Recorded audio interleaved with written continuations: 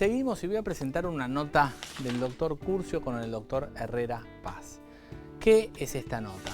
Esta es una nota muy importante para la prevención de la neumonía. Para que vos tengas una idea bien clara, la neumonía es la principal causa de muerte en adultos que la podés prevenir con una vacuna.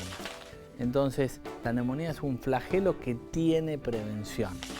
Ni hablar en los pacientes que tienen enfermedades del corazón. Si vos o algún familiar tuyo tiene enfermedad de corazón, la neumonía es mucho más frecuente, ataca con mucha más asiduidad. Entonces, sabé que si vos tenés un problema de corazón, no podés dejar de escuchar esta nota donde el doctor Herrera Paz te va a contar cómo prevenir las infecciones, sobre todo la neumonía, en pacientes que tienen problemas de corazón.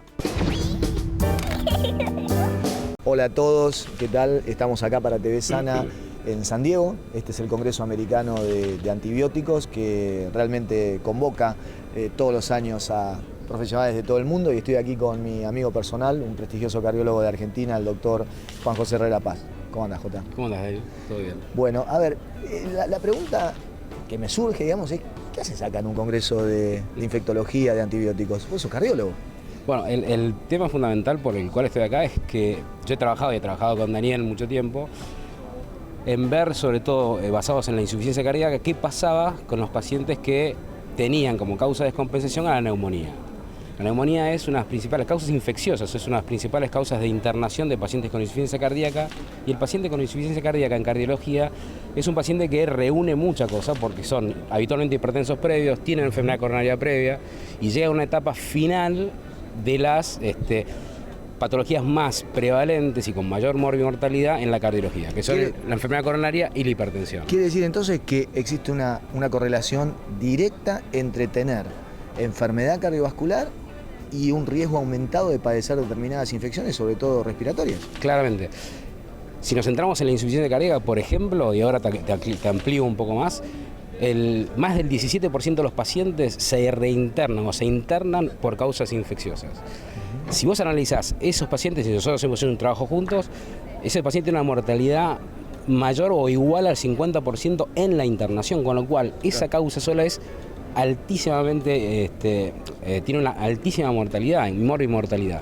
Entonces, vos te decís, si yo tengo un paciente que es tan grave como un paciente con insuficiencia cardíaca y ese paciente tiene una causa que claramente es prevenible, si vos lo vacunás, es de locos que nosotros los cardiólogos no terminemos de incorporar el concepto de la importancia de la vacunación a este grupo de pacientes. La pregunta clave en este punto es, ¿son solo pacientes con insuficiencia cardíaca o existen algunas otras patologías cardíacas? Por ejemplo, nos está viendo un paciente que ha tenido un infarto o que le han dicho que tiene aterosclerosis o un paciente hipertenso. O sea, hay más causas, más allá de la insuficiencia cardíaca en sí, que se correlacionan con el aumento de la probabilidad de infección, en este caso neumonía en particular. No, claramente sí.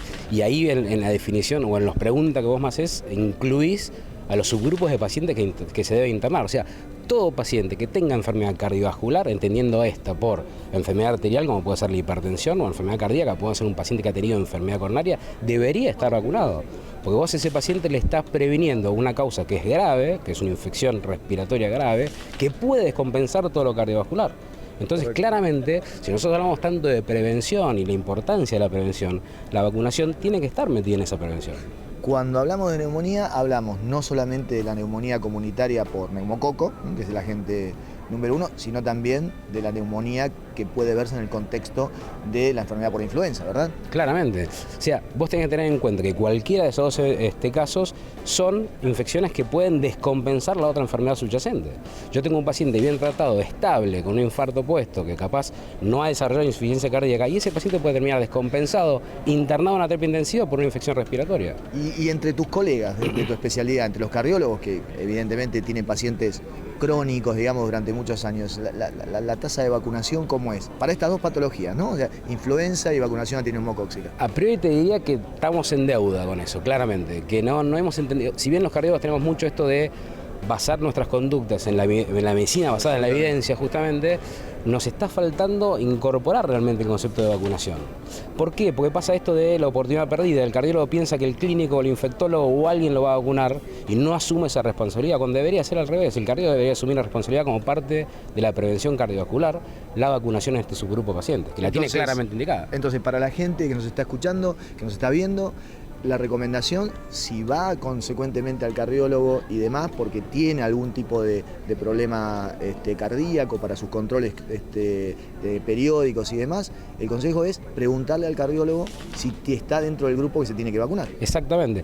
Como así todos los años vienen y te preguntan, que esto ya se está regularizando, para decirlo de alguna manera un poco mejor, que es la vacunación contra la influenza, deberían preguntar si me tengo que vacunar contra el neumococo también. Porque a veces se nos escapa y no lo hacemos, y vos perdés una oportunidad, capaz en ese año que no se vacunó, terminás teniendo una complicación de un paciente que no debería haberla tenido si se hubiera vacunado. Excelente, Jota, creo que quedó sumamente claro. Seguimos disfrutando del congreso acá con mi amigo J. Herrera Paz y nos vemos en un ratito.